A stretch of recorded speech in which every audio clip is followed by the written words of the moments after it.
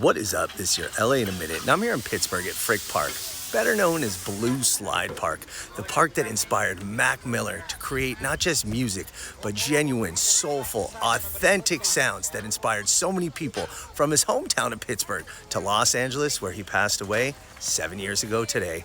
This is the story of Mac Miller. Let's get into it. Malcolm James McCormick was born in the Point Breeze neighborhood of Pittsburgh in 1992. From a young age, Mac was passionate about music, learning piano, drums, guitar, and bass by the age of 6. He had a close and loving relationship with his family. He was born to Karen Myers, who was a photographer, and Mark McCormick, who was an architect. And his older brother was named Miller, who also became the inspiration for Mac's stage name.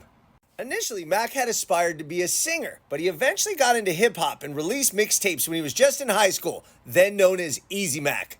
But it's when he became Mac Miller and released Kids and Best Day Ever, both of which garnered a huge local following for Miller that quickly exploded into national acclaim.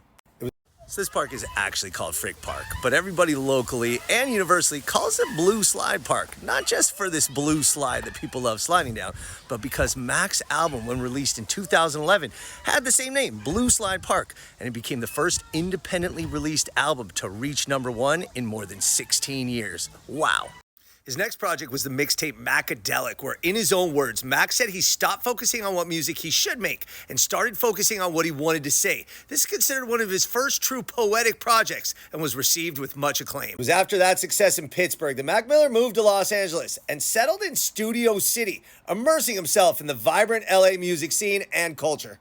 In Los Angeles, Mac pushed his musical boundaries and explored new sounds. It's where Mac would collaborate with Odd Future, Chance the Rapper, Kendrick Lamar, Pharrell, just to name a few. It's where Mac created alter egos, performing as Larry Lovestein and Larry Fisherman. His music reflected the new exploration and growth, releasing the legendary mixtape Faces, and evolving with each album, like Watching Movies with the Sound Off, Good AM, The Divine Feminine, and the last album before he passed away, the timeless classic, Swimming.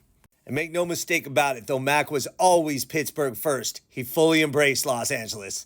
Relentlessly passionate about his music as he continued to work and work and work, becoming, in his words, the hardest working person in the universe.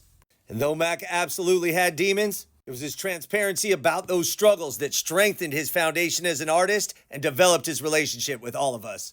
That humanity, that soul, that heart are on display for all of us to witness at one of his last performances, the NPR Tiny Desk, which was recorded just weeks before his tragic death on September 7th, 2018, following a struggle with substance abuse.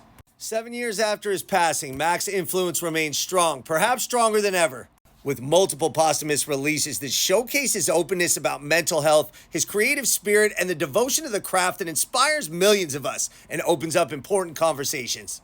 Every year, fans in Mac's beloved Pittsburgh gather at Blue Slide Park to celebrate his legacy. And in his adopted hometown of Los Angeles, fans and musicians still gather to remember him as a generous and innovative artist.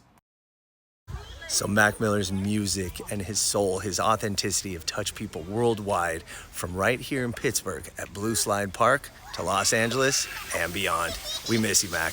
All right, LA. All right, Pittsburgh. It's been a minute.